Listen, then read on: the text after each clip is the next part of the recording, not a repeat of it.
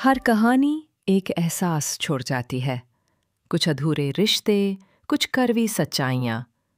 ये है एक ऐसी कहानी जो हर बार दिल छू जाती है। शुरू करते हैं आज का हिस्सा। दोस्तों, आप लोग वीडियो को लाइक नहीं करते? कृपया वीडियो को लाइक करें और चैनल को सब्सक्राइब जरूर करें। अब ध्यान से सुनो भाई लोग, फेमस होना है तो बस एक काम करो, नीचे एक धमाकेदार कमेंट छोड़ो। सबसे हटके कमेंट को मिलेगा मेरे अगली वीडियो में वीआईपी शाउट आउट। मतलब आपका नाम, आपके शब्द पूरे यूट्यूब पर छा जाएंगे। तो सोच क्या रहे हो? कमेंट ठोको और बन जाओ हमारे फेमस फैमिली का हिस्सा। एपिसोड 856 हजार मील का पीछा। भनभनाहट। भनभनाहट। हवा कांप उठी और अनगिनत काले पंखों ने तेज तीरों की तरह शून्य को चीर दिया। एक मगरमच्छ जैसी आकृति की ओर उग्र रूप से गोलीबारी की। वह आकृति अपने पैरों को शून्य में रखकर खड़ी थी, एक भारी हत्या का आभामंडल उत्सर्जित कर रही थी। यह आकृति स्पष्ट रूप से सुरमान थी, लॉर्ड स्वर्गीय मगरमच्छ। उसने आने वाले हमले को क्रूरता से घूरा। उसके चेहरे पर डर का जरा सा भी निशान नहीं था। हालांकि ध्रुवांत कालिका टुकड़ी की युद्ध इच्छा का उपयोग करके युद्ध इच्छा की आत्मा को साकार करने में कामयाब रहा, यह शक्ति असीम नहीं थी। स्वर्गीय मगरमच्छ दिव्य कला, आकाश निगलने वाला मुंह। सुरमान ने अपना पैर शातिर तरीके से पटका, एक क्रूर नजर डाली, जबकि विशाल आध्यात्मिक ऊर्जा तुरंत बह गई। उसकी जगह पर एक विशाल भयंकर मगरमच्छ के विशाल जबड़े दिखाई दिए। विशाल काले जबड़े जो ऐसे लग रहे थे जैसे वे पूरी दुनिया को निगल सकते हैं, खुले, एक शक्तिशाली चुंबकीय शक्ति जारी करते हुए। केवल एक ही मुंह में नीचे की ओर उग्र रूप से बढ़ते काले पंखों को पूरा निगल लिया गया। Ping ping. मगरमच्छ के विशाल जबड़ों के भीतर से एक जोरदार विस्फोट सुनाई दिया और हिंसक आध्यात्मिक ऊर्जा के भयानक हमले ने तुरंत विशाल जबड़ों को विकृत कर दिया। फिर अंत में एक जोरदार धमाके के साथ यह फट गया। हिंसक आध्यात्मिक ऊर्जा सुरमान की ओर बढ़ी, जिससे उसने केवल अपने धड़ के कंपन से एक आघात तरंग बिखेर दी। ध्रुवांत को एक काली नजर से देखते हुए उसने उसका मजाक उड़ाया। बच्चे, यह मत सोचो कि तुम्हें खुली छूट मिल गई है सिर्फ इसलिए कि तुम कालिका युद्ध इच्छा पर निर्भर हो। आखिरकार वह युद्ध इच्छा सिर्फ एक बाहरी वस्तु है। यह तुम्हें अजेय नहीं बना सकती। जाहिर है अजेय बनना असंभव है। मैं सिर्फ इसे तुम्हारे खिलाफ इस्तेमाल करके संतुष्ट हूं, ध्रुवांत ने उपहास किया। सामान्य परिस्थितियों में अपने कौशल के स्तर के साथ उसके पास सुरमान के खिलाफ लड़ने का भी मौका नहीं होता, जो संप्रभु षष्ठम श्रेणी का लॉर्ड था।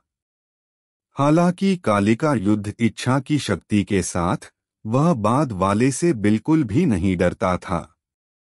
तुम अभिमानी चीज। सुरमान इतना गुस्से में था कि वह एक उन्मादी हंसी हंसा।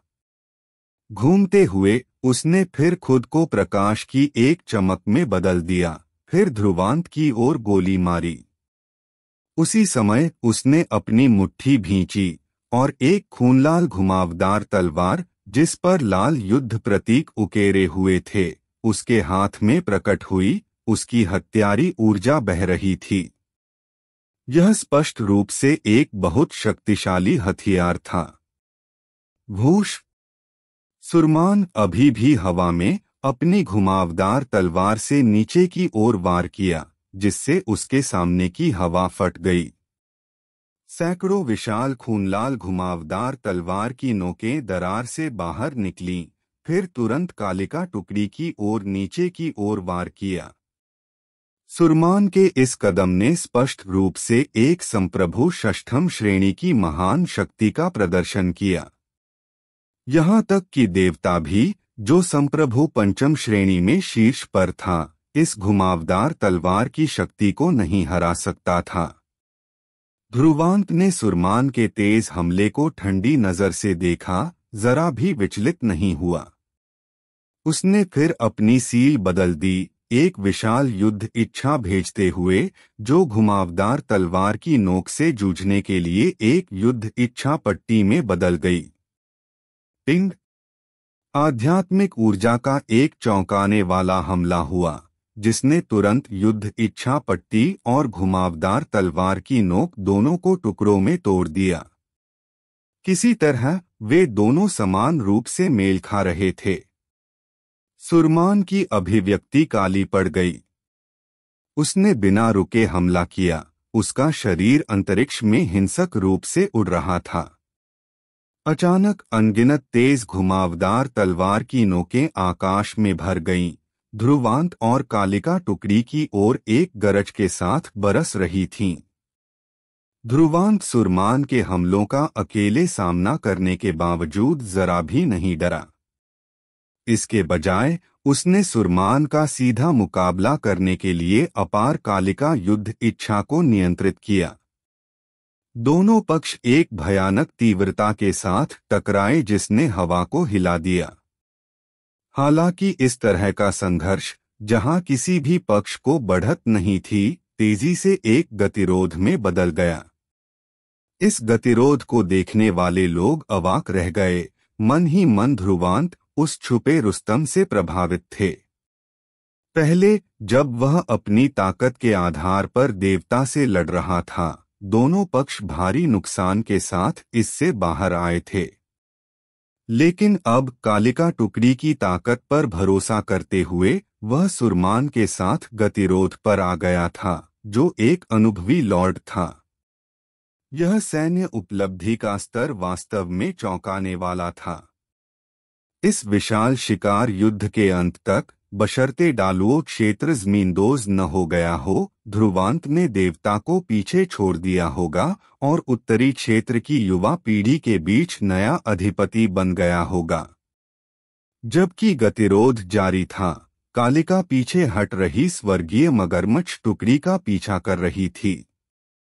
उसी समय रणवीर टुकड़ी, जिसका नेतृत्व लॉर्ड रणवीर कर रहे थे, भी दौड़कर आई, स्वर्गीय मगरमच्छ टुकड़ी पर पागलों की तरह हमला करना शुरू कर दिया। जबकि स्वर्गीय मगरमच्छ टुकड़ी के बीच कई सेनापति थे, जो टुकड़ियों को रक्षा में निर्देशित कर रहे थे, दो संप्रभु षष्ठम श्रेणी और रणवीर टुकड़ी का मुकाबला करना मुश्किल था, क्योंकि स्वर्गीय मगरमच्छ टुकड़ी में से किसी के पास भी ध्रुवांत की तरह युद्ध इच्छा की आत्मा बनाने की क्षमता नहीं थी। इसलिए आध्यात्मिक ऊर्जा के हमलों के कारण कई आकृतियां आकाश से गिरीं, स्पष्ट रूप से आध्यात्मिक ऊर्जा के हमले से कंपन द्वारा सीधे मारी जा रही थीं। कुछ ही समय में स्वर्गीय मगरमच्छ टुकड़ी के बीच कई मारे गए या घायल हो गए।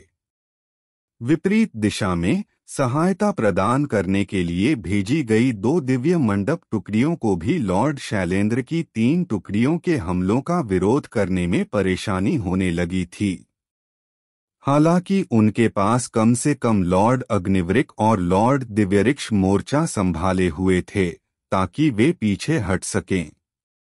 अराजक युद्ध दृश्य और दिव्य मंडप टुकड़ी के पराजित पीछे हटने को देखते हुए दुनिया की सेनाएं यह कहने से खुद को रोक नहीं सकीं कि आज तक दिव्य मंडप अपना सर्वश्रेष्ठ समय गुजार चुका था। सुरमान को अंततः ध्रुवांत के साथ अपनी लड़ाई से पीछे हटना पड़ा, खासकर यह पता लगाने के बाद कि बाद वाले का इरादा मौत तक लड़ने का नहीं था, बल्कि केवल उसे रोकने का था, ताकि कालिका और लॉर्ड रणवीर को स्वर्गीय मगरमच्छ टुकड़ी का नरसंहार करने का समय मिल सके। अपने आदेश के तहत स्वर्गीय मगरमच्छ टुकड़ी को खो देने के बाद वह स्पष्ट रूप से कालिका और लॉर्ड रणवीर दोनों का मुकाबला नहीं कर पाता। मेरी बात याद रखना बच्चे, मैं तुम्हें एक दिन टुकड़ों में काट दूंगा। सुरमान ने उग्र रूप से दहाड़ा, जल्दी से ध्रुवांत के चंगुल से बच निकला। उसने फिर कुछ प्रकाश की चमक के साथ स्वर्गीय मगरमच्छ टुकड़ी में वापसी की, उनकी तेज वापसी का नेतृत्व करने के लिए तैयार। वह थोड़ी सी भी देरी बर्दाश्त नहीं कर सकता था। कालिका और लॉर्ड रणवीर ने इस अवसर का लाभ उठाकर स्वर्गीय मगरमच्छ टुकड़ी पर हमला किया, जिससे और भी अधिक हताहत और घायल हुए। मैंने कभी नहीं सोचा था कि शक्तिशाली लॉर्ड स्वर्गीय मगरमच्छ वास्तव में एक डरपोक चूहा निकलेगा। ध्रुवांत की हंसी आकाश में गूंजी जब उसने तुरंत स्वर्गीय मगरमच्छ टुकड़ी का पीछा करने के लिए कालिका टुकड़ी को तैनात किया। ध्रुवांत की आवाज आकाश में गूंजते हुए सुनकर सुरमान इतना क्रोधित हुआ कि उसने खून की उल्टी कर दी, फिर खून से लाल आंखों से ध्रुवांत को घूरा, मुश्किल से बाद वाले को छोटे छोटे टुकड़ों में काटने का विरोध कर पाया। हालांकि वह कोई मूर्ख नहीं था और वह जानता था कि ध्रुवांत सिर्फ उसे उकसाने की कोशिश कर रहा था। इसलिए अपने गुस्से और अपमान को निगलते हुए उसने पूरी स्वर्गीय मगरमच्छ टुकड़ी की तेज वापसी का नेतृत्व करने पर ध्यान केंद्रित किया। चूहे बिल्ली का यह खेल, जो स्वर्ग और पृथ्वी के बीच हुआ, लगभग 1 घंटे तक चला और 1000 मील तक फैला। स्वर्गीय मगरमच्छ टुकड़ी को भारी नुकसान हुआ, जिसने सुरमान को इतना गुस्सा दिलाया कि वह लगभग पागल हो गया। जब भी 1000 मील का पीछा रास्ते में किसी लॉर्ड के पास से गुजरता, वे लॉर्ड सभी अविश्वास में एक दूसरे को मुंहबाए देखते, खासकर जब उन्हें पीछा किए जाने वालों पर एक अच्छी नजर पड़ती, यह महसूस करते हुए कि यह दिव्य मंडप की टुकड़ियां थीं।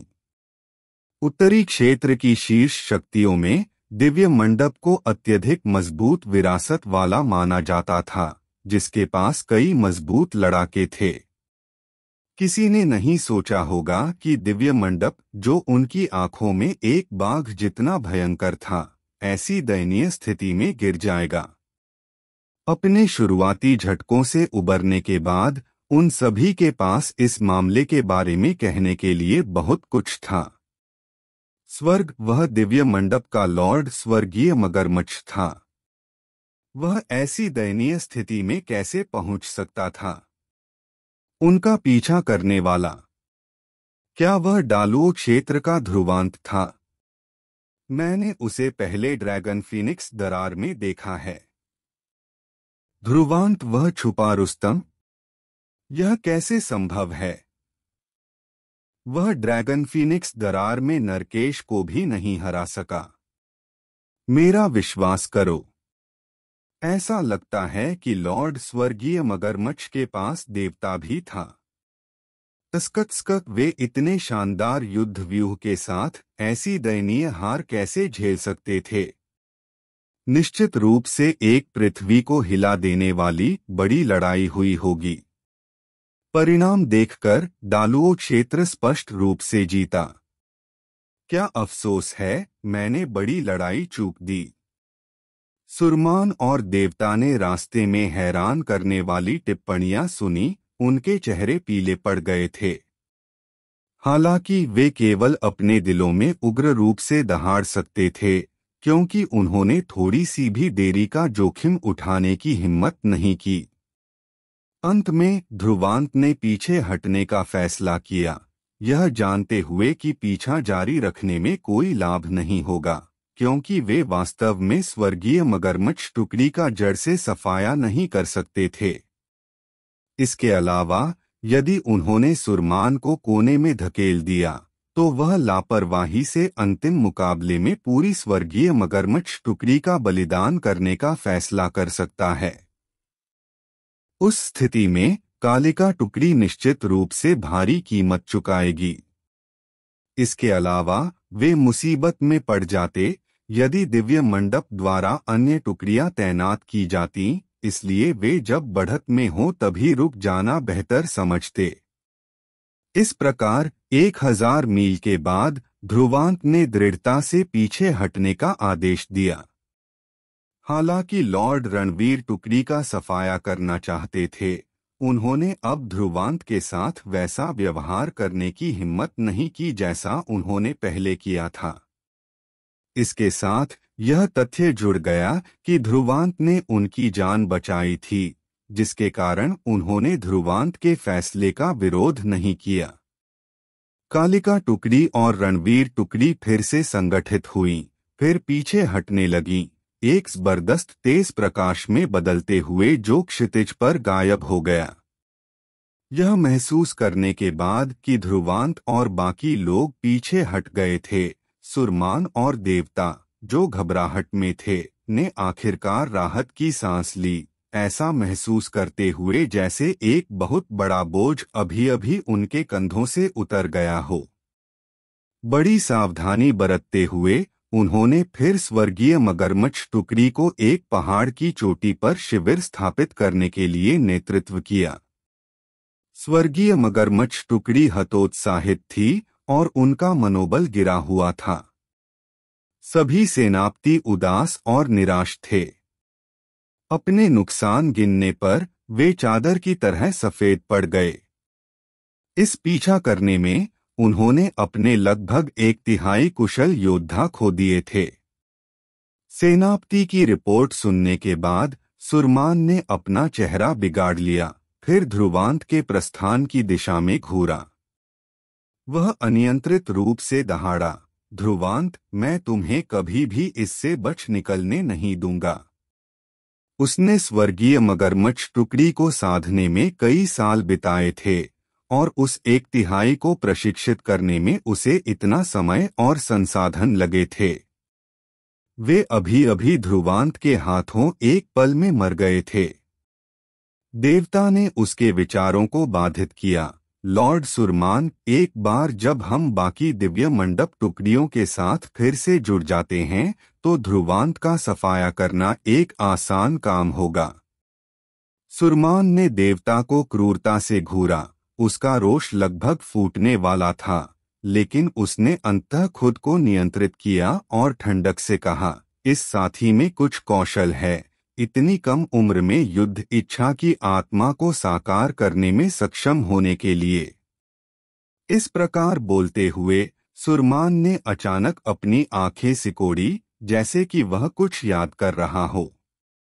जैसे ही उसने ऐसा किया, उसके मुंह के किनारे एक ठंडी व्यंग्यात्मक हंसी में उठ गए। ठीक है, युद्ध इच्छा की आत्मा है क्या? एपिसोड 857 सहायकों की भर्ती। मैदानों के ऊपर एक अकेली चोटी ऊंची उठी हुई थी। जब ध्रुवांत, कालिका और रणवीर अपनी 2 टुकड़ियों के साथ पहाड़ पर पहुंचे तो उन्होंने देखा कि शैलेंद्र, आत्मखड्ग और रक्तांश पहले से ही वहां प्रतीक्षा कर रहे थे। इस बार मैंने आप तीनों को कष्ट दिया, ध्रुवांत, कालिका और रणवीर ने शैलेंद्र और अन्य 2 लॉर्ड्स को धन्यवाद देते हुए अपने हाथ जोड़े। यदि तीनों लॉर्ड्स समय पर मदद करने के लिए नहीं आते तो वे हार गए होते और उन्हें अपमानित होकर पीछे हटना पड़ता। शैलेंद्र ने इसे यह कहते हुए टाल दिया, डालुओ क्षेत्र के सदस्यों के रूप में एक दूसरे की मदद करना हमारी जिम्मेदारी है। लॉर्ड ध्रुवांत और लॉर्ड कालिका ने रणवीर महल की सहायता के लिए पुरानी बातों को भुला दिया। यह एक बहुत ही उदार कार्य है। इस बिंदु पर शैलेंद्र ने शर्मिंदा रणवीर पर नजर डाली, जो डालुओ क्षेत्र में एक दिखावटी व्यक्ति था। शैलेंद्र पर रणवीर का कोई खास प्रभाव नहीं था, इसलिए वह अपने शब्दों में थोड़ा शत्रुतापूर्ण होने से खुद को रोक नहीं सका। हालांकि चूंकि उन्हें इस बार ध्रुवांत ने बचाया था, रणवीर स्पष्ट रूप से आभारी था, इसलिए वह शैलेंद्र के शब्द सुनकर गुस्सा नहीं हुआ। उसने केवल ध्रुवांत और कालिका को देखा, अपनी मुट्ठी बांधी और कहा, हमारी सहायता के लिए आने के लिए धन्यवाद।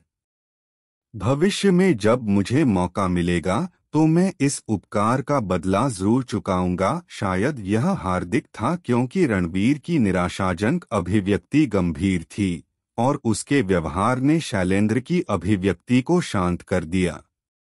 ध्रुवांत और कालिका ने एक दूसरे को देखा लेकिन केवल मुस्कुराए। हालांकि उन्हें रणवीर द्वारा अतीत में किए गए कार्यों पर अभी भी थोड़ा द्वेष था, वे यह समझने में सक्षम थे कि क्या महत्वपूर्ण है, इसलिए जब उन्हें रणवीर महल से मदद का संकेत मिला तो वे जितनी जल्दी हो सके चले गए।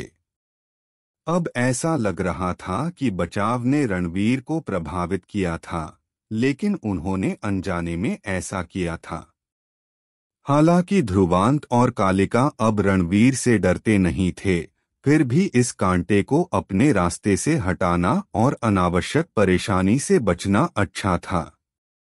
ऐसा लगता है कि इसके बाद इस शिकार युद्ध में लॉर्ड ध्रुवांत की प्रतिष्ठा फैलेगी। युद्ध संकल्प की आत्मा ऐसी चीज नहीं है जिसे साधारण लोग संघनित कर सकें। आत्मखड्ग ने ध्रुवांत पर मुस्कुराते हुए कहा। उसकी आंखें आश्चर्य से भरी थीं। शैलेंद्र भी मुस्कुराए और सिर हिलाया। उत्तरी क्षेत्र में ऐसे बहुत से लोग नहीं हैं जो युद्ध संकल्प की आत्मा को संघनित कर सकें, उन्होंने कहा। क्या अन्य शीर्ष शक्तियों में ऐसे लोग हैं जो युद्ध संकल्प की आत्मा को भी संघनित कर सकते हैं? शैलेंद्र के शब्दों का अर्थ समझने पर ध्रुवांत की निगाहें टिमटिमाईं। ऐसा लग रहा था कि कुछ अन्य शीर्ष शक्तियों के लोगों ने भी इसे हासिल कर लिया है। उत्तरी क्षेत्र में कई प्रतिभाएं हैं और हमेशा विशेष प्रतिभा वाले लोग होंगे। वे सभी शीर्ष शक्तियों के लक्ष्य हैं जो उन्हें भर्ती करने की उम्मीद कर रहे हैं। शैलेंद्र ने सिर हिलाया और कहा, हमारे द्वारा प्राप्त कुछ जानकारी के अनुसार उत्तरी क्षेत्र की शीर्ष शक्तियों में संभवतः 5 से अधिक लोग नहीं हैं जो युद्ध संकल्प की आत्मा को संघनित करने में सफल हुए हैं, लेकिन ये प्रतिभाएं देवता से उनकी महत्ता के कारण भिन्न हैं। अधिकांश शीर्ष शक्तियां अपनी बुद्धिमत्ता को छिपाना चुनती हैं।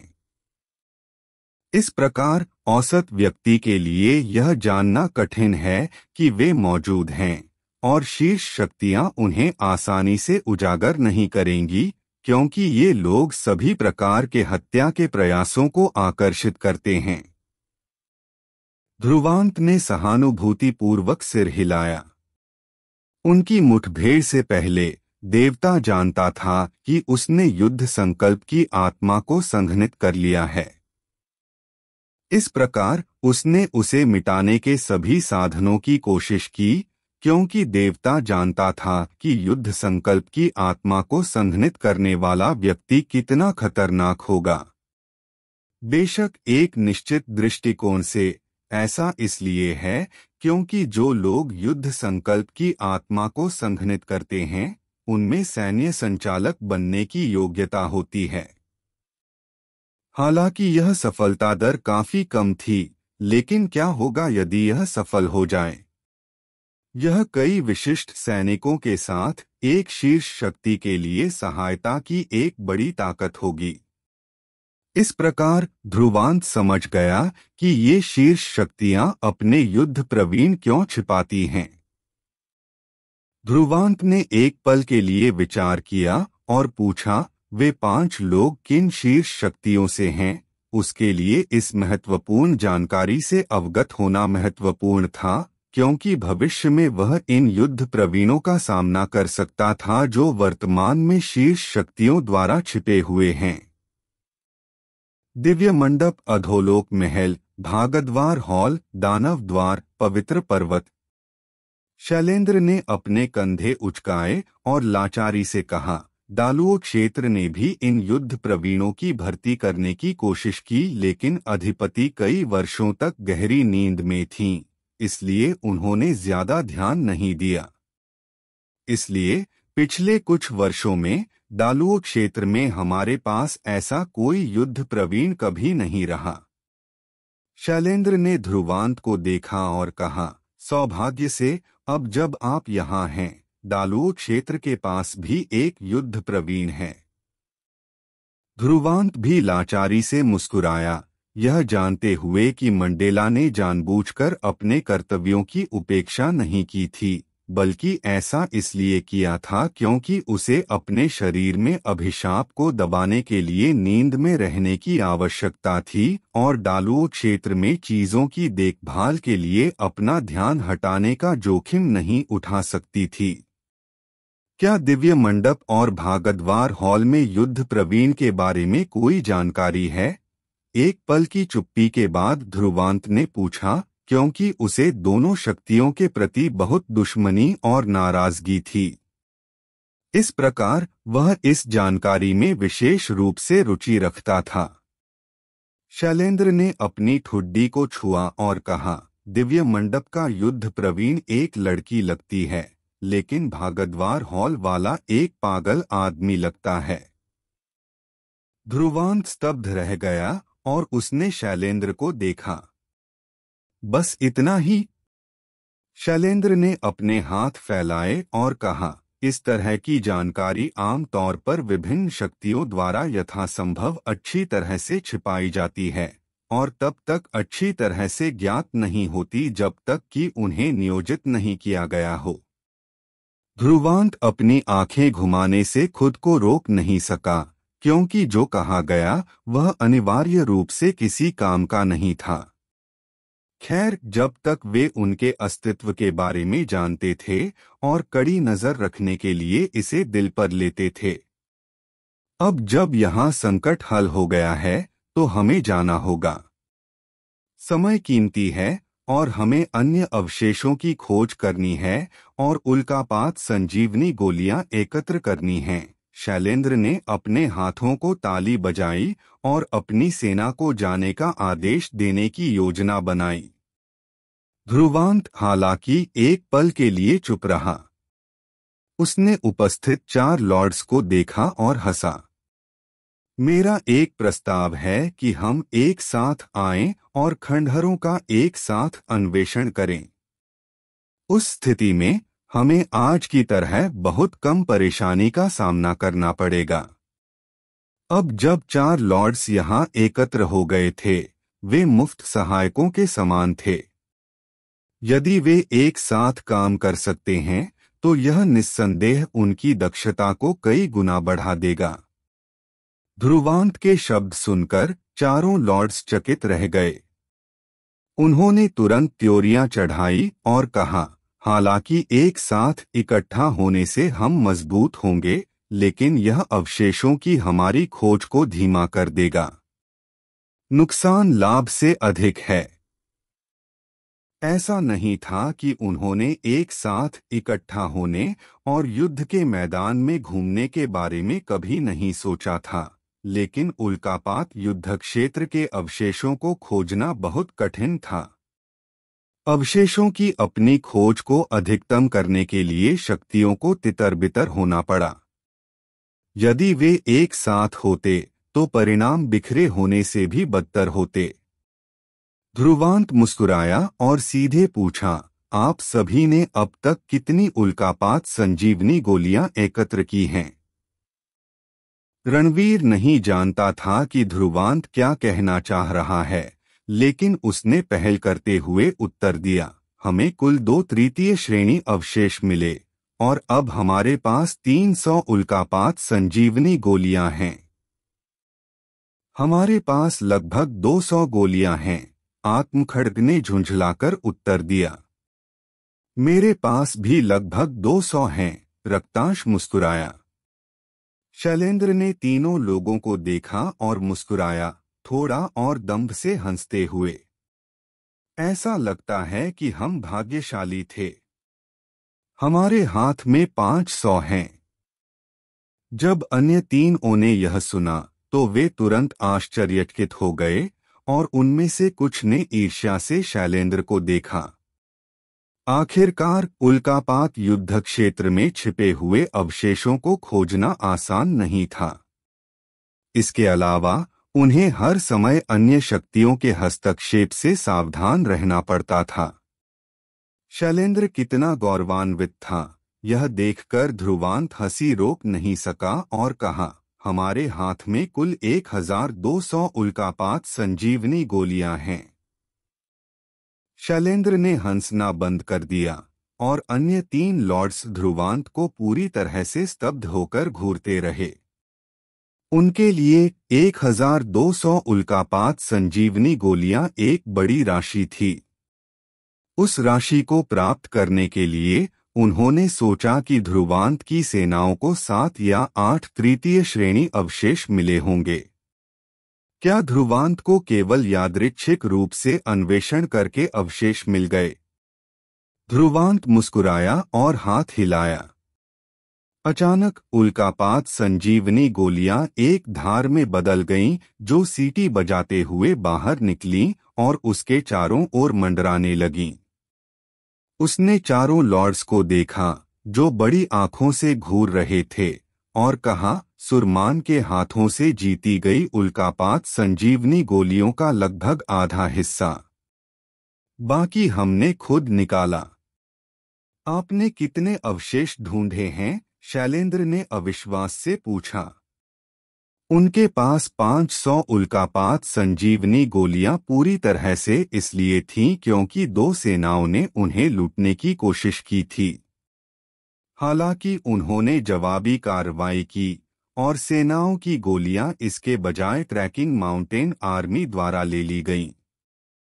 अन्यथा उनके पास अब तक केवल लगभग 300 उल्कापात संजीवनी गोलियां हो सकती थीं। ध्रुवांत ने एक मोटा अनुमान लगाया और लापरवाही से टिप्पणी की, कुछ अवशेषों सहित जो तृतीय श्रेणी के नहीं थे, लगभग 6 से 7 अवशेष होने चाहिए। वे चारों एक दूसरे को घूरते रहे और फिर अजीब तरह से ध्रुवांत को देखा। यदि वे ध्रुवांत को नहीं जानते होते तो वे सभी सोचते कि वह बकवास कर रहा है। ध्रुवांत ने उनकी नजरें देखीं और आश्चर्यचकित नहीं हुआ। उसने कंधे उचकाए और लापरवाही से कहा, हमें इस उल्कापात युद्ध क्षेत्र में एक खजाना मिला है जो कुछ अवशेषों का पता लगा सकता है, इसलिए।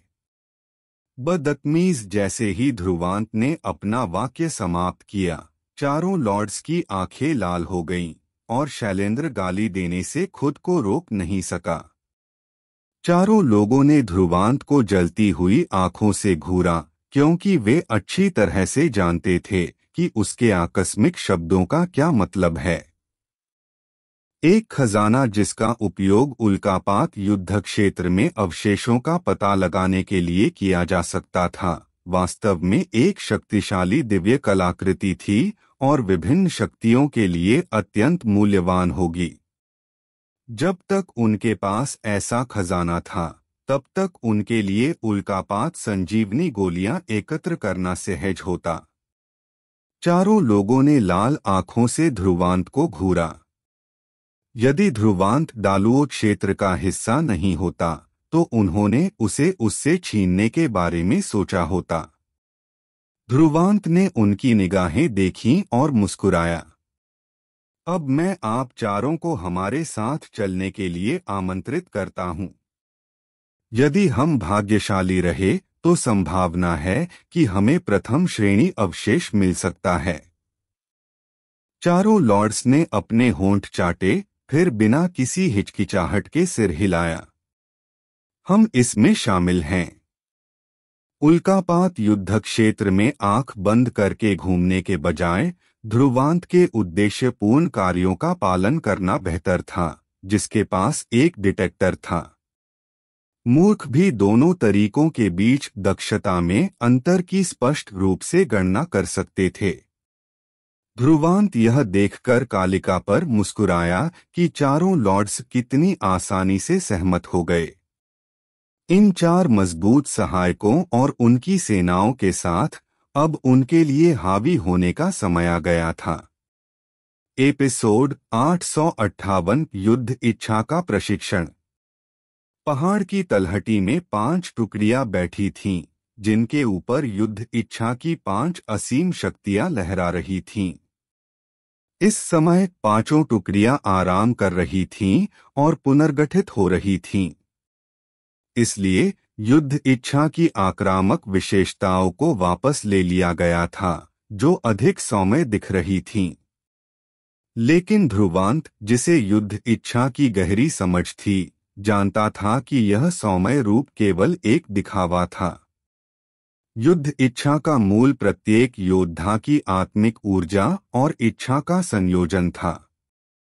इसलिए जब वे योद्धा युद्ध की भावना से भर जाते थे, तो युद्ध इच्छा उनकी इच्छा के अनुसार बदल सकती थी और आक्रामक विशेषताओं से भर जाती थी। ध्रुवांत की काली पुतलियों ने 5 विशिष्ट युद्ध इच्छाओं को देखा और वह अपने विचारों में खो गया। कालिका टुकड़ी की युद्ध इच्छा पर उसका नियंत्रण पूर्णता के बिंदु तक पहुंच गया था, लेकिन कालिका टुकड़ी की मात्रा सीमित थी। इसलिए ध्रुवांत की बढ़ती ताकत के साथ उसने स्पष्ट रूप से महसूस किया था कि कालिका टुकड़ी की युद्ध इच्छा धीरे धीरे उसके लिए अपर्याप्त होती जा रही थी। लेकिन ऐसी प्रशिक्षित टुकड़ी कुछ ऐसी नहीं थी जिसे कम समय में पोषित किया जा सके। प्रत्येक योद्धा को लंबे समय तक अपनी आत्मिक ऊर्जा को घिसने की आवश्यकता होती थी ताकि उनकी आत्मिक ऊर्जा और इच्छा संगत हो सकें, इस प्रकार एक साथ मिल सकें। अन्यथा वे सिर्फ एक बिखरी हुई टुकड़ी होंगे और उनकी युद्ध इच्छा में कोई शक्ति नहीं होगी। 1000 बिखरे हुए योद्धाओं और 1000 योद्धाओं की तुलना करें जो अपनी युद्ध इच्छा को एक साथ जोड़ सकते हैं, तो बाद वाला व्यावहारिक रूप से पहले वाले को कुचल सकता है। इसलिए भले ही ध्रुवांत को लगा कि कालिका टुकड़ी की युद्ध इच्छा धीरे धीरे उसके लिए अपर्याप्त होती जा रही है, उसने इस पर बहुत अधिक विचार नहीं किया।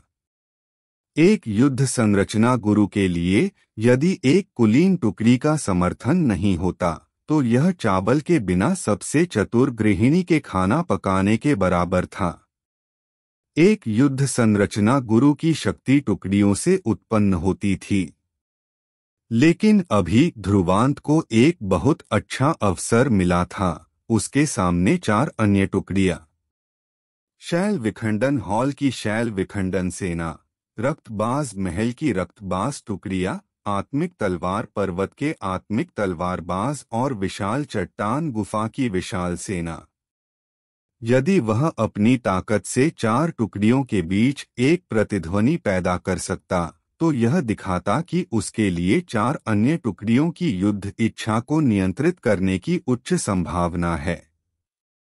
यदि वह उस बिंदु तक पहुंच जाता, तो ध्रुवांत की ताकत निश्चित रूप से एक आश्चर्यजनक ऊंचाई तक पहुंच जाती। केवल कालिका टुकड़ी की युद्ध इच्छा के साथ वह पहले से ही 6ठे श्रेणी के सम्राट का सामना कर सकता था। यदि वह 4 अन्य टुकड़ियों की युद्ध इच्छाओं का और उपयोग कर सकता, तो वह 7वें श्रेणी के सम्राट से भी नहीं डरता। स्वाभाविक रूप से वह मूर्ख नहीं था और जानता था कि अपनी वर्तमान ताकत के साथ 5 कुलीन टुकड़ियों की युद्ध इच्छा को नियंत्रित करना अभी भी असंभव था, जब तक कि वह एक वास्तविक युद्ध संरचना गुरु नहीं बन जाता। अन्यथा अकेली विशाल युद्ध इच्छा ही उसकी इच्छा को चकनाचूर कर सकती थी। आप एक बार में मोटे नहीं बन सकते, इसलिए उसे इसे हासिल करने के लिए अपना समय लेना पड़ा। लेकिन भले ही वह उन्हें नियंत्रित नहीं कर सकता था, अगर वह टुकड़ियों के बीच एक प्रतिध्वनि पैदा कर सकता तो यह उसकी क्षमता साबित करता। शायद तब वह रहस्यमय युद्ध संरचना गुरु के एक कदम और करीब होता। लेकिन अन्य टुकड़ियों में हस्तक्षेप करना थोड़ा ज्यादा था, लेकिन ध्रुवांत के पास इसके बाद आने वाली परेशानी से निपटने के तरीके थे। इसके बारे में सोचते हुए ध्रुवांत ठंडी हवा का एक घूंट लेने से खुद को रोक नहीं सका और अब और संकोच नहीं किया। उसने धीरे धीरे अपनी आंखें बंद कर लीं और उसका हृदय रात के आकाश के नीचे तरंगित हो गया।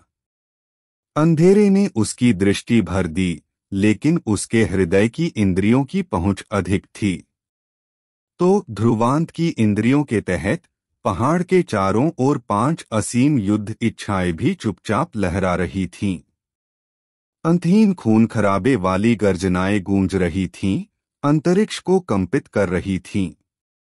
5 युद्ध इच्छा सागरों में से एक ऐसा था जिसके साथ ध्रुवांत को अत्यधिक आत्मीयता महसूस हुई। यह कालिका टुकड़ी की युद्ध इच्छा थी, लेकिन 4 अन्य युद्ध इच्छाओं ने अपने अपने क्षेत्रों पर कब्जा कर लिया था, जैसे बाघ। ध्रुवांत ने संक्षेप में विचार किया, इससे पहले कि उसकी चेतना फैल गई और 4 अन्य युद्ध इच्छा सागरों के संपर्क में आई। उसने केवल एक क्षण के लिए संकोच किया, इससे पहले कि वह उनसे संपर्क करने का प्रयास करे। बूम!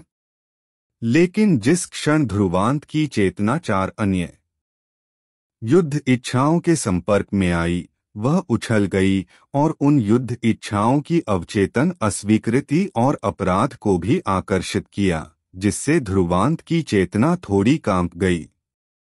पहला संपर्क विफलता में समाप्त हुआ था।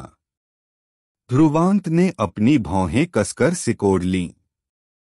उन युद्ध इच्छाओं ने अपरिचित चेतना के निकट आने को अस्वीकार कर दिया। यदि यह तथ्य नहीं होता कि ध्रुवांत की चेतना में पहले कोई आक्रामक विशेषता नहीं थी, तो उस पर 4 अन्य युद्ध इच्छाओं द्वारा हमला किया गया होता। वे युद्ध इच्छाएं बहुत संवेदनशील थीं। ध्रुवांत लंबे समय तक विचारों में डूबा रहा, इससे पहले कि उसकी भौहें ढीली पड़ गईं। आखिरकार वह युद्ध इच्छा के तरीके में अत्यंत अनुभवी था, इसलिए वह जानता था कि अपना रास्ता बनाना युद्ध इच्छा को नियंत्रित करने के लिए असंभव था। ध्रुवांत का हृदय धीरे धीरे शांत हो गया, जब तक कि उसका हृदय एक स्थिर तालाब की तरह नहीं हो गया, इससे पहले कि वह अपनी चेतना को फिर से फैलाए। इस बार वह 4 युद्ध इच्छाओं के संपर्क में नहीं आया, बल्कि अपने मन को इस रात के आकाश में फैलने दिया। इसके बाद यह पानी के एक तालाब की तरह था जो थोड़ा सा लहराया और एक बार फिर 4 असीम युद्ध इच्छाओं के संपर्क में आया। बस संपर्क के उस क्षण में ध्रुवांत का शरीर हिंसक रूप से हिल गया। ऐसा लग रहा था जैसे उसके हृदय में अंतहीन खूनखराबे वाली गर्जनाएं गूंज रही हों। उन हिंसक युद्ध इच्छाओं ने ऐसा महसूस कराया जैसे वे उसके मन को नियंत्रित करना चाहते हों। लेकिन उन चीखों ने ध्रुवांत के लिए बहुत समस्या खड़ी नहीं की। वह अब युद्ध इच्छा में नौसिखिया नहीं था, इसलिए उसने लगातार अपने मन की रक्षा की और उन युद्ध इच्छाओं को अपनी इच्छानुसार करने दिया। काफी देर बाद वे गर्जनाएं धीरे धीरे कमजोर हुईं, गायब होने से पहले। जब वे गर्जनाएं गायब हो गईं, तो ध्रुवांत की चेतना जो फैल गई थी, एक मछली की तरह थी जो असीम सागर में तैर गई थी। उसकी चेतना अंततः उन 4 विशाल युद्ध इच्छा सागरों में प्रवेश कर गई थी। उसे लगा जैसे उसने कुछ दिव्य रोशनीमुखियों में प्रवेश किया हो। 4 युद्ध इच्छाओं में हिंसा की अलग अलग डिग्री भी थी, जो विभिन्न विशेषताओं का प्रतिनिधित्व करती थीं। उदाहरण के लिए, रक्तबाज टुकड़ी में खून की भारी बदबू थी, शैल विखंडन सेना में भारी नरसंहार था, आत्मिक तलवारबाजों में तीक्ष्णता थी, जबकि विशाल सेना विशाल थी। ये सभी विशेषताएं इन टुकड़ियों द्वारा वर्षों से प्रदर्शित विशेषताओं से संबंधित थीं। या शायद यह कहा जा सकता है कि वे उनकी शैलियां थीं। ध्रुवांत की चेतना उन युद्ध इच्छा सागरों में मिल गई थी, अंतहीन गूंजती कंपी ध्रुवांत के हृदय पर प्रहार कर रही थी। यदि यह एक साधारण व्यक्ति होता, तो वे उन युद्ध इच्छा प्रभावों से पहले ही अपनी चेतना खो चुके होते और एक स्पष्ट सिर वाली स्थिति बनाए नहीं रख सकते थे। लेकिन सौभाग्य से ध्रुवांत सामान्य नहीं था।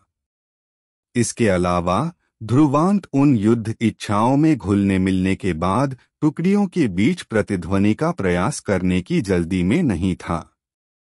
इसके विपरीत उसने अपनी चेतना को उन युद्ध इच्छा सागरों के चारों ओर घूमने दिया। जैसे एक नदी की मछली जो मछलियों के एक बड़े झुंड में शामिल हो गई हो, अपनी हर चीज को उनके समान बनाने की कोशिश कर रही हो। स्वाभाविक रूप से सबसे महत्वपूर्ण कारक यह था कि ध्रुवांत ने जानबूझकर अपनी चेतना के अस्तित्व को नहीं छिपाया था। जब उसकी चेतना उन 4 असीम युद्ध इच्छा सागरों के चारों ओर घूमती थी, तो उन युद्ध इच्छाओं के विचारों ने उसे महसूस किया था। वे विचार स्वाभाविक रूप से 4 संबंधित टुकड़ियों के योद्धाओं से आए थे। इसलिए जब उन्होंने ध्रुवांत से चेतना की उस धारा को महसूस किया, तो 4 टुकड़ियों के असंख्य योद्धाओं ने तुरंत सदमे से अपनी आंखें खोल लीं। सामान्यतया जब उन्हें अपनी टुकड़ियों की युद्ध इच्छा में विदेशी कारक मिलते, तो वे स्वाभाविक रूप से इसे नष्ट करने के प्रयास में हमले शुरू करते। लेकिन घुसपैठिया ध्रुवांत था। इस अवधि में ध्रुवांत ने कालिका टुकड़ी का नेतृत्व किया था और उनके साथ मिलकर लड़ाई लड़ी थी, और उन्होंने कालिका टुकड़ी द्वारा ध्रुवांत के नियंत्रण में बनाई जा सकने वाली युद्ध इच्छा की आत्मा की आश्चर्यजनक शक्ति के लिए भी बहुत ईर्ष्या महसूस की थी। इसलिए जब उन्होंने ध्रुवांत की चेतना को महसूस किया, तो उन्होंने उसे सहज रूप से अस्वीकार नहीं किया और संक्षेप में संकोच किया। इसके अलावा यह देखने के बाद कि ध्रुवांत ने ज्यादा हरकत नहीं की थी, उन्होंने ध्रुवांत की उस चेतना को स्वीकार कर लिया। आखिरकार चाहे कुछ भी हो, ध्रुवांत भी डालुओ क्षेत्र से था और उसे एक साथी माना जा सकता था। लेकिन भले ही सामान्य योद्धाओं ने इसे स्वीकार कर लिया था, इन 4 टुकड़ियों में चारों के अधीन काफी कुछ कमांडर थे। अपनी टुकड़ियों के वरिष्ठों के रूप में वे स्वाभाविक रूप से इसे अनदेखा नहीं कर सकते थे।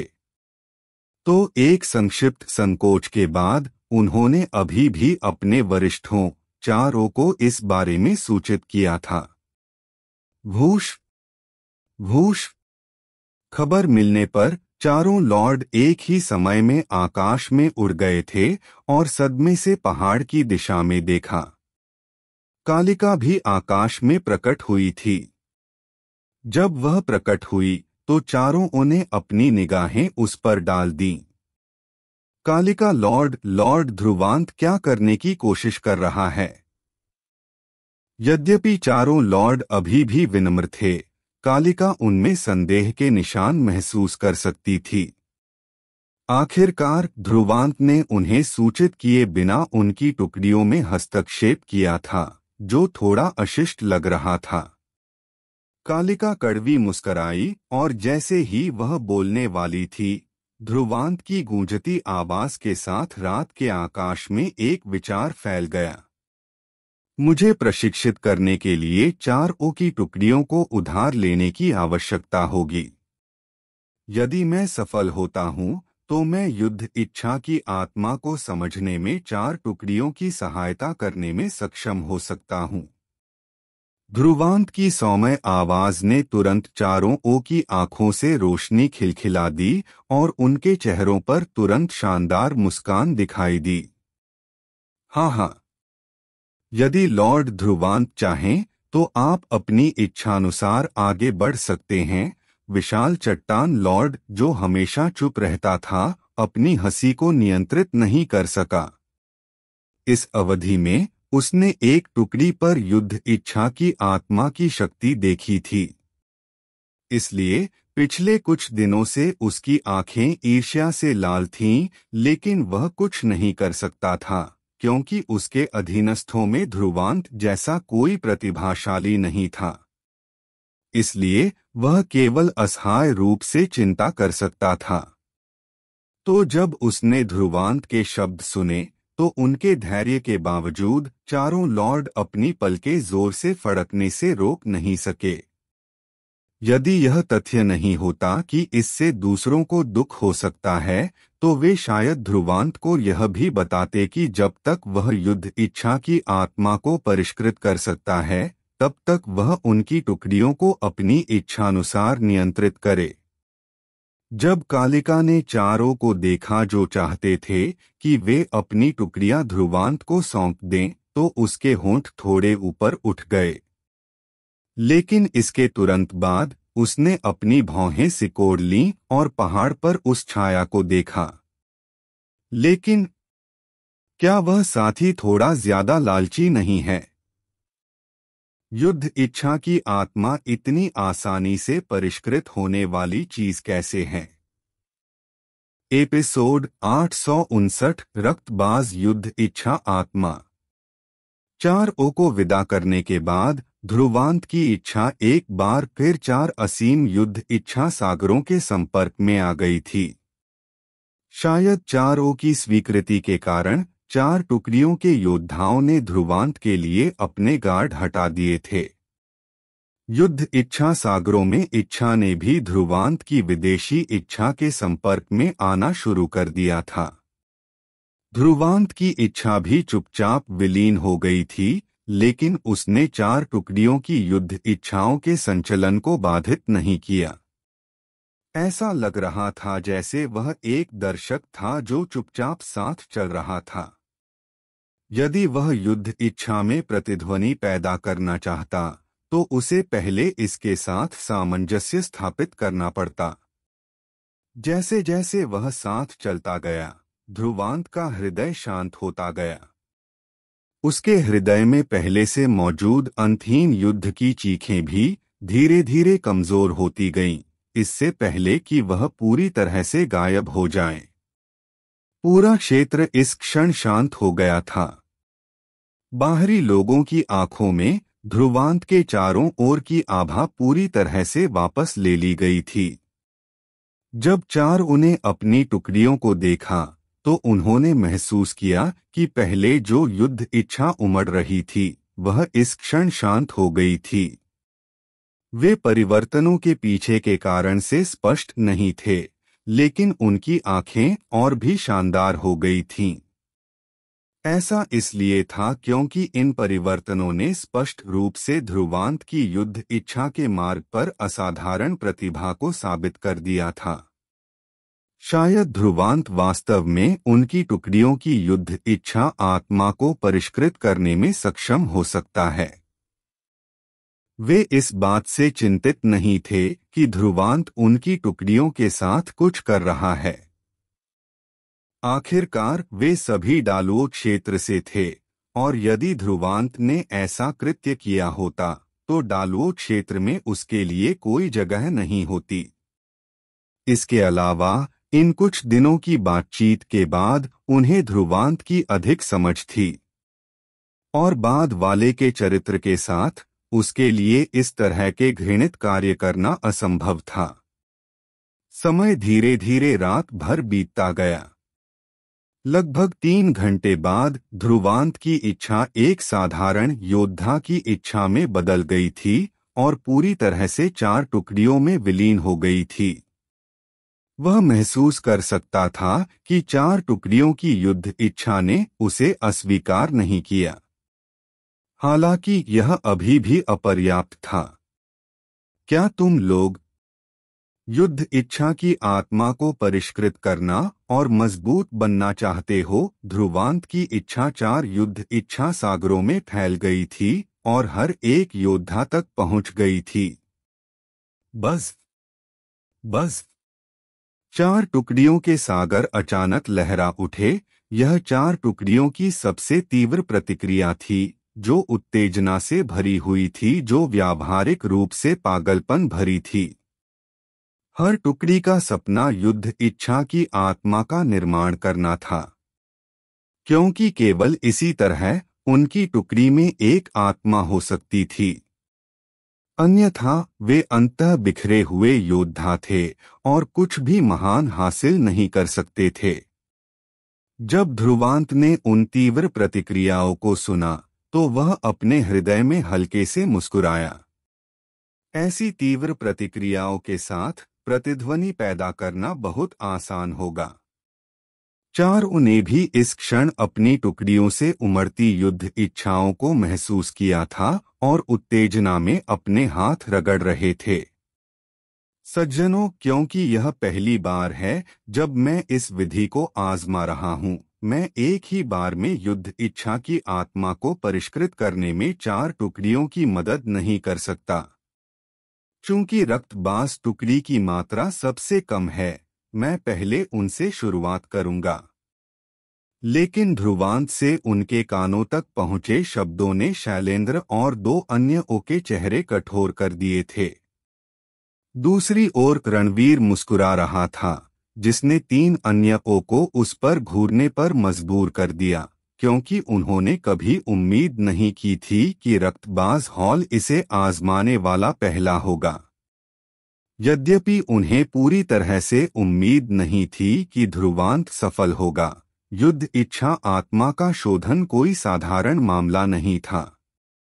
लेकिन क्या होगा अगर यह सफल हो गया?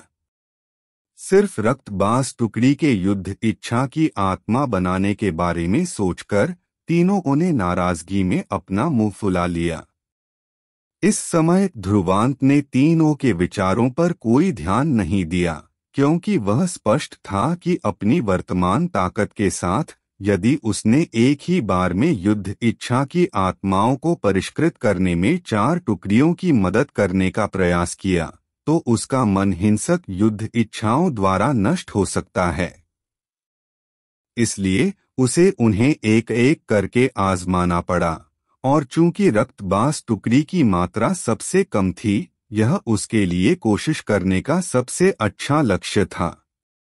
यहाँ इसके बारे में सोचते हुए उसने तेजी से अपनी इच्छा को 3 अन्य टुकड़ियों से वापस ले लिया, इससे पहले कि वह रक्तबाज टुकड़ी की युद्ध इच्छा पर ध्यान केंद्रित करे। रक्तबाज टुकड़ी ध्रुवांत की इच्छा का स्वागत करते हुए फूट पड़ी और बाद वाले की इच्छा को तेजी से अपने में एकीकृत करने की अनुमति दी। अपनी सारी युद्ध इच्छा जारी करो, ध्रुवांत का विचार हर एक योद्धा के मन में प्रसारित हो गया था। बूम! ध्रुवांत की आवाज के साथ रक्तबाज टुकड़ी ने एक दहाड़ छोड़ी और असीम युद्ध इच्छा बाहर निकल गई। यह खून का एक सागर जैसा था जो इस क्षेत्र में सीटी बजा रहा था। यह खून की बदबू से भरा हुआ था। ध्रुवांत की इच्छा को ऐसा महसूस हुआ जैसे वह खून और लाशों के सागर के बीच में हो, पूरा क्षेत्र लाल रंग में रंगा हुआ हो। रक्तबाज टुकड़ी की युद्ध इच्छा को परिष्कृत और शक्तिशाली माना जा सकता है, लेकिन कालिका टुकड़ी की तुलना में यह थोड़ा कम था। इसलिए ध्रुवांत की इच्छा से कोई उतार चढ़ाव नहीं था। यह शांत हो गया था क्योंकि यह युद्ध इच्छा के रक्त सागर की गहराइयों में प्रवेश कर गया था। जैसे ही युद्ध इच्छा का रक्त सागर उमड़ा, अंतहीन रक्तपात ध्रुवांत के मन में भर गया और नरसंहार के अंतहीन दृश्य उसके हृदय में चमक उठे। ये वे युद्ध थे जिनसे रक्तबाज टुकड़ी गुजरी थी, लेकिन ध्रुवांत की नजर में रक्तबाज टुकड़ी की युद्ध इच्छा अभी भी पर्याप्त रूप से परिष्कृत नहीं थी। सटीक रूप से कहें तो ऐसा इसलिए था क्योंकि कोई कमांडर नहीं था जो सामान्य स्थिति को नियंत्रित कर सके, क्योंकि रक्तबाज टुकड़ी को कई कमांडरों द्वारा नियंत्रित किया जाता था। यद्यपि यह उन टुकड़ियों की संख्या बढ़ा सकता था जिन्हें वे समग्र रूप से नियंत्रित कर सकते थे, फिर भी सूक्ष्म अंतर थे, इसलिए उनके लिए अपनी युद्ध इच्छा को एक साथ परिष्कृत करना कठिन था। युद्ध इच्छा को परिष्कृत करने के लिए उन्हें एक ही कमांडर की आवश्यकता होगी, ठीक उसी तरह जैसे ध्रुवांत कालिका टुकड़ी को नियंत्रित करता था। लेकिन अगर वह रक्तबाज टुकड़ी की युद्ध इच्छा को नियंत्रित करना चाहता था तो उसे पहले योद्धाओं की स्वीकृति प्राप्त करनी होगी। अपनी युद्ध इच्छा मुझे सौंप दो। ध्रुवांत की इच्छा तेजी से युद्ध इच्छा के सागर में फैल गई।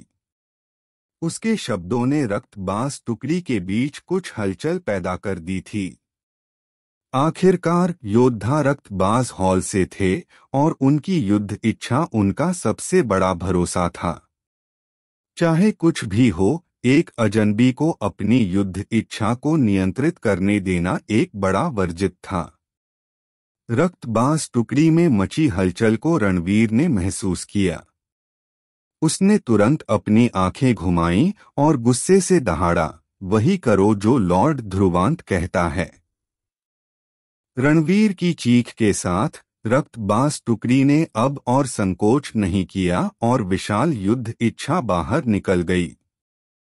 ध्रुवांत की इच्छा तुरंत फैल गई और उस शक्तिशाली युद्ध इच्छा के साथ विलीन हो गई।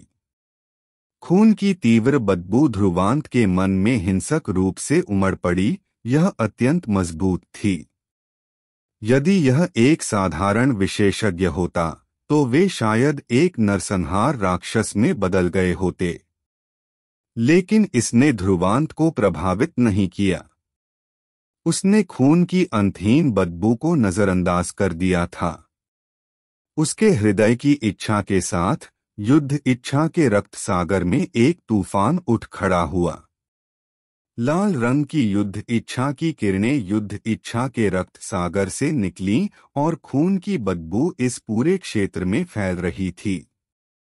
ध्रुवांत का हृदय शांत हो गया था और पूरी तरह से युद्ध इच्छा के रक्त सागर में विलीन हो गया था। खून की बदबू और उन लड़ाइयों को महसूस कर रहा था जिनसे रक्तबाज टुकड़ी अतीत में गुजरी थी। रक्तबाज टुकड़ी के हर एक योद्धा की अभिव्यक्ति गंभीर हो गई थी क्योंकि उनकी आंखें टिमटिमा रही थीं। इस क्षण वे महसूस कर सकते थे कि एक अदृश्य हाथ जबरदस्ती उनकी युद्ध इच्छा को एक साथ जमा कर रहा है। वह हाथ विशाल और शक्तिशाली लग रहा था। यह उनकी शक्ति को सीमा तक ला सकता था। यह ध्रुवांत की इच्छा थी। उन्होंने पहले कभी इतनी शक्तिशाली इच्छा महसूस नहीं की थी। उनका एक भी कमांडर इतनी शक्तिशाली इच्छा प्राप्त नहीं कर सकता था। रक्तबाज टुकड़ी के योद्धाओं ने बाहरी दुनिया के सभी हस्तक्षेपों को रोक दिया था। उन्होंने उन सहजताओं को महसूस किया जिनके लिए केवल उन्हें लगातार अपने से अपनी युद्ध इच्छा को उजागर करने की आवश्यकता थी, क्योंकि विशाल हाथ ने उनकी युद्ध इच्छा को एक साथ जमा किया और फिर अधिक शक्ति के साथ विस्फोट किया। बस युद्ध इच्छा का रक्त सागर हिंसक रूप से पलट गया और इस दृश्य पर रणवीर का चेहरा बदल गया, क्योंकि वह रक्तबाज टुकड़ी की युद्ध इच्छा को तेजी से बढ़ते हुए महसूस कर सकता था। अतीत में कोई भी कमांडर रक्तबाज टुकड़ी की युद्ध इच्छा को इस ऊंचाई तक नियंत्रित नहीं कर सका था। यही एक सच्ची युद्ध इच्छा प्रतिभा का मतलब था। केवल एक युद्ध इच्छा प्रतिभा के हाथों में एक शक्ति की युद्ध इच्छा शक्तिशाली बन सकती है और सभी बाधाओं को नष्ट कर सकती है। रणवीर ने ईर्ष्या से कालिका को देखते हुए हल्के से आह भरी और कड़वी मुस्कान दी। तुम इस बार वास्तव में एक बहुत अच्छा साथी वापस लाए हो। कालिका हल्के से मुस्कुराई और उसके शांत चेहरे पर गर्व के निशान थे।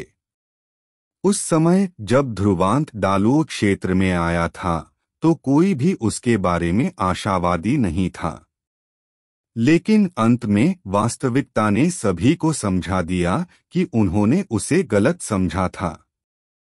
कुछों ने भी युद्ध इच्छा के रक्त सागर के ऊपर देखा था, जहां युद्ध इच्छा की अनगिनत किरणें आपस में टकरा रही थीं, क्योंकि विशाल युद्ध इच्छा अंतरिक्ष में अंतहीन रूप से लहरा रही थी।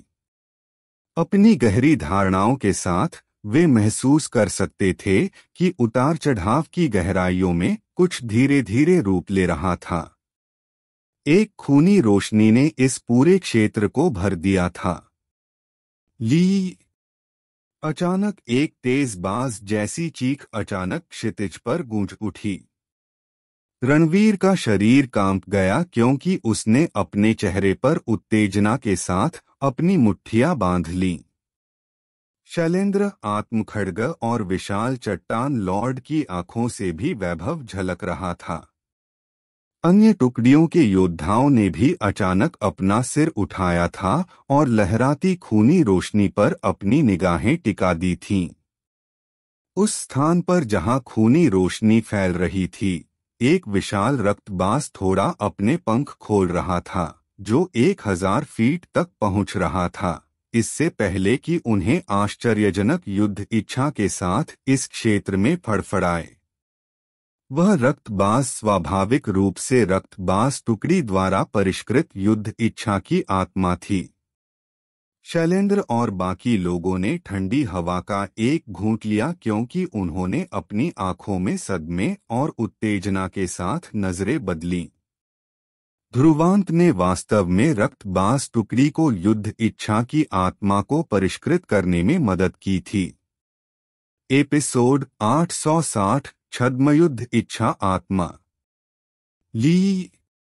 विशाल रक्तबाज टुकड़ी के ऊपर मंडराया। उमड़ती युद्ध इच्छा बाहर निकली जैसे ही उसने अपने पंख फड़फड़ाए, जिससे यह पूरा क्षेत्र हिंसक रूप से कांप उठा। हर कोई स्पष्ट रूप से महसूस कर सकता था कि रक्तबाज टुकड़ी की युद्ध इच्छा की शक्ति पहले की तुलना में कहीं अधिक थी। यह युद्ध इच्छा आत्मा की शक्ति थी। रणवीर ने अपना सिर उठाया और स्तब्ध रह गया, जबकि विशाल रक्तबाज को देख रहा था। थोड़ी देर बाद वह कांपने से खुद को रोक नहीं सका क्योंकि उसके चेहरे पर उत्तेजना छा गई, जिससे वह थोड़ा भयानक लग रहा था। रक्तबाज टुकड़ी जिसे वह वर्षों से पोषित कर रहा था, ने अंततः युद्ध इच्छा आत्मा को परिष्कृत कर लिया था। तीनों लॉर्ड लाल आंखों से किनारे पर खड़े थे, क्योंकि वे उन महान परिवर्तनों को जानते थे जो एक टुकड़ी में लाए जाएंगे जिसने युद्ध इच्छा आत्मा को परिष्कृत किया था। यद्यपि रक्तबाज टुकड़ी ने अपने आधे योद्धाओं को स्काईक्रोक टुकड़ी से खो दिया था, परिष्कृत युद्ध इच्छा आत्मा की लड़ने की शक्ति तब और भी मजबूत थी जब टुकड़ी अपने चरम पर थी। इन परिवर्तनों ने तीनों के दिलों को उबाल दिया। शक्ति के मामले में उनकी टुकड़ियां रक्तबाज टुकड़ी से अधिक मजबूत थीं। विशेष रूप से शैलेंद्र की शैल विखंडन टुकड़ी, जिसकी टुकड़ी को ओमे शीर्ष 3 में स्थान दिया जा सकता था। इसके अलावा टुकड़ी के सदस्यों की संख्या 10,000 से अधिक हो गई थी। यदि वे युद्ध इच्छा की आत्मा को परिष्कृत करने में कामयाब रहे तो उनकी लड़ने की शक्ति निश्चित रूप से आश्चर्यजनक होगी। जैसे ही उन्होंने इसके बारे में सोचा, 3 बेकाबू गर्म निगाहें पहाड़ की चोटी की ओर निर्देशित हुई, जहां एक व्यक्ति चुपचाप बैठा था। रात के आकाश में वह आकृति कमजोर लग रही थी, लेकिन किसी ने भी, यहाँ तक कि उन्हें भी, उस आकृति को कम आंकने की हिम्मत नहीं की। लॉर्ड जानते थे कि अन्य टुकड़ियों को युद्ध इच्छा की आत्मा बनाने में सहायता करने में सक्षम होने के लिए उसके पास भयानक क्षमता है। उसे निश्चित रूप से युद्ध इच्छा प्रतिभा कहा जा सकता है। उनकी गर्म निगाहों के नीचे ध्रुवांत अचानक पहाड़ की चोटी से उठ खड़ा हुआ और रक्तबाज टुकड़ी के ऊपर विशाल रक्तबाज को देखा। वह महसूस कर सकता था कि रक्तबाज टुकड़ी की युद्ध इच्छा इस समय पूरी तरह से उसके नियंत्रण में थी। यदि वह चाहता तो वह तुरंत कालिका टुकड़ी की युद्ध इच्छा भी बना सकता था।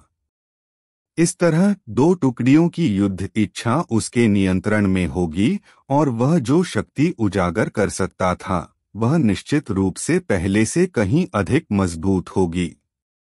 हालांकि इस प्रयास ने ध्रुवांत को समझा दिया था कि उसके पास अन्य टुकड़ियों को उनकी युद्ध इच्छा बनाने में मदद करने की क्षमता है।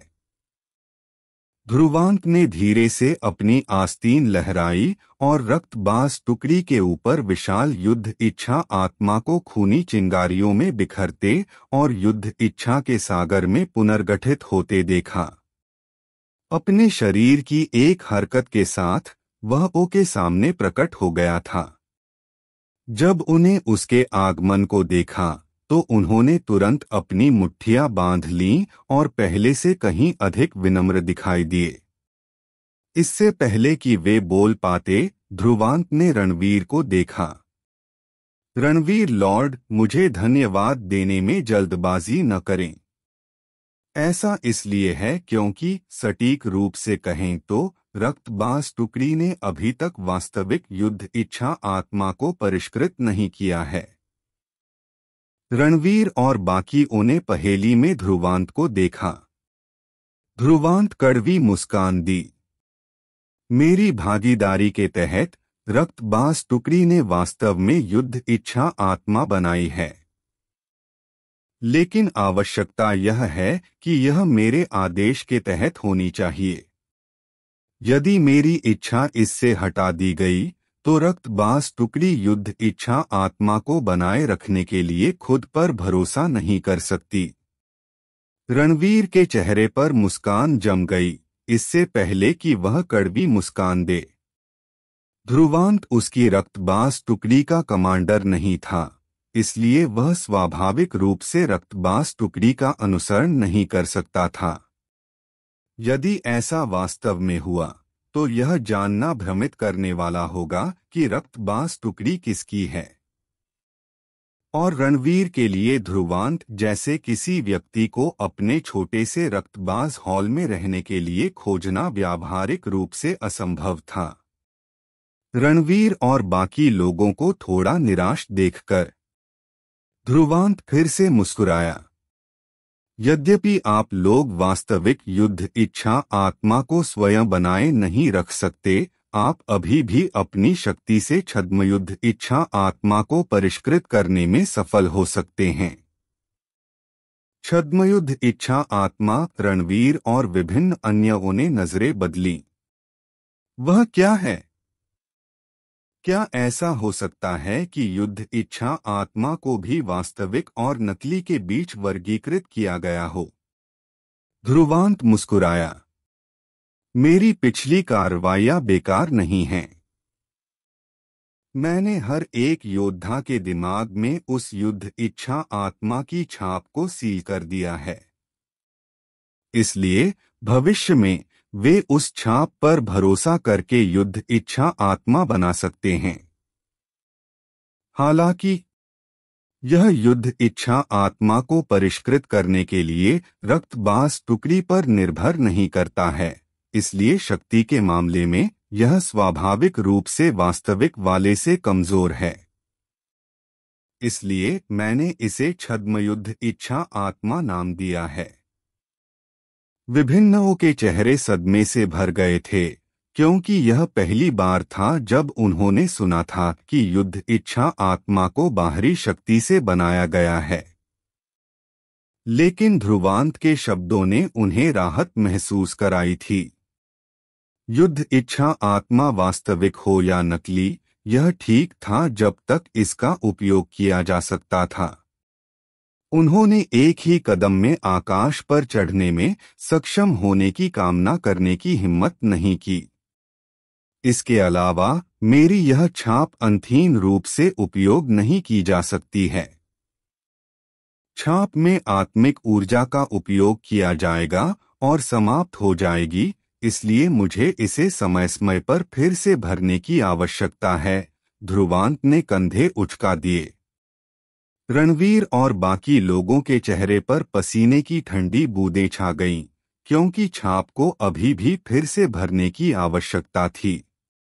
ऐसा लग रहा था भविष्य में यदि वे चाहते थे कि युद्ध इच्छा आत्मा की छाप स्थायी रहे, तो वे निश्चित रूप से ध्रुवांत को नाराज नहीं कर सकते थे। उनके चेहरे देखकर ध्रुवांत ने अपना सिर खुजलाया। शॉर्टकट लेना टाला नहीं जा सकता। यदि आप कुछ लोग इससे संतुष्ट नहीं हैं, तो हम इस मामले को भूल सकते हैं। बिल्कुल नहीं। शैलेंद्र, आत्मखड्ग और विशाल चट्टान लॉर्ड सभी एक ही समय में बोल पड़े। उन्होंने एक दूसरे को देखा। इससे पहले शैलेंद्र ने कहा, लॉर्ड ध्रुवांत बहुत विनम्र हो रहे हैं। यद्यपि छद्मयुद्ध इच्छा आत्मा वास्तविक वाले जितनी शक्तिशाली नहीं है, फिर भी ऐसी कोई टुकड़ी नहीं है जो ऐसी चीज नहीं चाहेगी। इसलिए हमें इस मामले के लिए लॉर्ड ध्रुवांत को परेशान करना होगा। मैं इस उपकार को अपने हृदय में याद रखूंगा। भविष्य में यदि लॉर्ड ध्रुवांत को मेरी मदद की जरूरत हो तो बेझिझक मुझे बताएं। विशाल चट्टान लॉर्ड, जो हमेशा चुप रहता था, ने अपनी मुट्ठियां एक साथ जोड़कर एक गंभीर आवाज में कहा। ध्रुवांत ने उन्हें सुनकर अपना हाथ लहराया। हम सब डालुओ क्षेत्र से हैं। एक दूसरे की मदद करना स्वाभाविक है। चूंकि आप तीनों तैयार हैं, तो मैं आपकी 3 टुकड़ियों के लिए भी युद्ध इच्छा आत्मा को परिष्कृत करने की पूरी कोशिश करूंगा। लेकिन मेरा एक अनुरोध है जिसके लिए मुझे आपकी स्वीकृति की आवश्यकता है। लॉर्ड ध्रुवांत, कृपया बताएं। ध्रुवांत मुस्कुराया। मैं बस यही चाहता हूं कि मैं महत्वपूर्ण क्षणों में आपकी टुकड़ियों को उधार ले सकूं। ध्रुवांत पहले से ही जानता था कि वह अन्य टुकड़ियों के साथ प्रतिध्वनित हो सकता है। तो इसका मतलब था कि महत्वपूर्ण क्षणों में वह उनकी टुकड़ियों की युद्ध इच्छा को नियंत्रित कर सकता था। हालांकि उसे उन टुकड़ियों के योद्धाओं द्वारा उसे स्वीकार करने और उसे उनकी युद्ध इच्छाओं को नियंत्रित करने की अनुमति देने से पहले 4 की स्वीकृति लेनी पड़ी। चाहे कुछ भी हो, वे टुकड़ियां कालिका टुकड़ी का हिस्सा नहीं थीं और उसकी नहीं थीं। ध्रुवांत के शब्द सुनकर लॉर्ड स्तब्ध रह गए, इससे पहले कि उन्होंने नजरें बदलीं और मुस्कुराए। कोई दिक्कत नहीं है। इसके अलावा अगर यह वास्तव में उस पर आता है, तो हमें एक खतरनाक स्थिति का सामना करना चाहिए। उस समय जब तक लॉर्ड ध्रुवांत इसके लिए सक्षम है, हमारी टुकड़ियां आपके आदेश के लिए हैं। उनके उत्तर सीधे थे, क्योंकि वे जानते थे कि ध्रुवांत सबसे अच्छा उनकी टुकड़ियों को उधार ले सकता है और उन्हें जब्त नहीं कर सकता।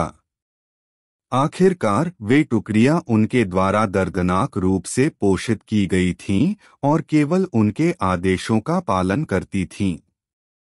जब तक वे इससे सहमत नहीं होते, ध्रुवांत उन्हें अंधेरे में नहीं रख सकता था और अपनी युद्ध इच्छा प्रतिभा के बावजूद उनकी टुकड़ियों को नियंत्रित नहीं कर सकता था। इसलिए उन महत्वपूर्ण क्षणों में अपनी टुकड़ियों को ध्रुवांत को सौंपना उनकी स्वीकृति की सीमा के भीतर था। किसी भी मामले में यह ध्रुवांत के लिए छद्मयुद्ध इच्छा आत्मा को परिष्कृत करने में उनकी मदद करने का पारिश्रमिक हो सकता है। उनकी स्वीकृति देखकर ध्रुवांत ने मुस्कान के साथ अपना सिर हिलाया। उसके कोई अन्य इरादे नहीं थे और वह केवल उनकी लड़ने की ताकत बढ़ाने के लिए महत्वपूर्ण क्षणों में उनकी टुकड़ियों को नियंत्रित करना चाहता था। यह जानने के बाद कि अन्य चरम शक्तियों के पास भी ऐसे प्रतिभाशाली थे जो युद्ध इच्छा आत्मा को परिष्कृत कर सकते थे, ध्रुवांत ने सावधानी बरती थी।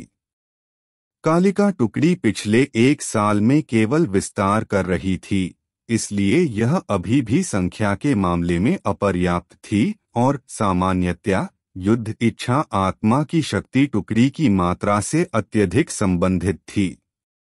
लेकिन इस समय कालिका टुकड़ी का विस्तार करना स्पष्ट रूप से असंभव था। इसके अलावा यह अचानक पूरी टुकड़ी की शक्ति को नहीं बढ़ा सकता था। इसलिए ध्रुवांत के पास अन्यों की कुलीन टुकड़ियों पर अपने विचार रखने के अलावा कोई विकल्प नहीं था। यद्यपि यह उसके लिए अन्य टुकड़ियों को नियंत्रित करने के लिए अधिक परेशानी भरा और कठिन होगा, ध्रुवांत के पास इस समय कोई अन्य बेहतर विकल्प नहीं था। पतित युद्ध क्षेत्र में जो खतरे से भरा था, वह केवल खुद पर भरोसा कर सकता था। हम अगले 2 दिनों के लिए खंडहरों की खोज की अपनी गति को थोड़ा धीमा कर देंगे। जब तक मैं शेष 3 टुकड़ियों की युद्ध इच्छा आत्मा को परिष्कृत नहीं कर लेता, तब तक प्रतीक्षा करें, हम बड़ा काम करेंगे। ध्रुवांत ने सभी को देखा। शैलेंद्र ने सिर हिलाया और संक्षेप में रुका, कहने से पहले, मुझे पिछले 2 दिनों में कुछ खबर मिली है जो भागद्वार हॉल की युद्ध इच्छा प्रतिभा से संबंधित है। उसके शब्द सुनकर ध्रुवांत की निगाहें जम गईं। वह साथी हाल ही में पतित युद्ध क्षेत्र में काफी बदनाम रहा है, क्योंकि कोई भी शक्ति जो उससे टकराई है, खून से लथपथ हो जाएगी और उनमें से 10% भी भागने में सक्षम नहीं होंगे। शैलेंद्र ने ध्रुवांत को देखा और जारी रखा, इसके अलावा मेरी खबर के अनुसार वह साथी आपके निशान खोजता हुआ प्रतीत होता है। भागद्वार हॉल। ध्रुवांत की निगाहें शांत थीं क्योंकि उसने अपना सिर हिलाया। भागद्वार हॉल के साथ उसकी गहरी दुश्मनी थी। चूंकि वह साथी भागद्वार हॉल से था, इसलिए उस आदमी का उसके पीछे होना अजीब नहीं था। इसके अलावा दिव्य मंडप की युद्ध इच्छा प्रतिभा के बारे में भी कुछ खबर है। पिछले कुछ दिनों में कई दुर्जय ताकतों को उसके द्वारा हराया गया है। मेरे अंतर्ज्ञान के अनुसार यह बहुत संभव है कि वह भी आपके पीछे है। ध्रुवांत ने हल्के से अपनी भौहें सिकोड़ लीं। 2 युद्ध इच्छा प्रतिभाओं द्वारा नजर रखी जाना थोड़ा परेशानी भरा है, लेकिन हफ। ध्रुवांत ने हवा का एक घूंट थूक दिया। उसकी हंसी में शांति एक आत्मविश्वास के साथ जगमगा उठी जिसने दूसरों को अपनी भौहें उठाने पर मजबूर कर दिया। अगर वे मेरे पीछे हैं तो उन्हें आने दो। उस समय मुझे उन्हें धातु की प्लेट पर लात मारने की भावना को समझने में कोई आपत्ति नहीं होगी। इन सभी वर्षों के बाद उसने बहुत सारे प्रतिभाशाली देखे थे, लेकिन अंत में उसे कोई डर नहीं था। यह अतीत में ऐसा था और भविष्य में भी ऐसा ही रहेगा। आगे क्या होने वाला है, ये जानने के लिए कहानी को सुनते रहिए। और अगर आपको हमारी कहानी पसंद आए तो हमारे चैनल रामजय एस्पायर टॉक्स को सब्सक्राइब करना न भूलें और वीडियो को हाइप भी करें। क्या आप भी हर महीने ऑनलाइन पैसे कमाना चाहते हैं लेकिन सही रास्ता नहीं मिल रहा? तो अब ढूंढना बंद कीजिए। टेक सेवी फ्रंट पर पाएं हर तरीका, ब्लॉगिंग, एफिलिएट, यूट्यूब और भी बहुत कुछ, वो भी आसान हिंदी में और बिल्कुल फ्री। आज ही विजिट करें हमारी वेबसाइट techsavvyfront.blogspot.com, क्योंकि मौका हर दिन नहीं मिलता।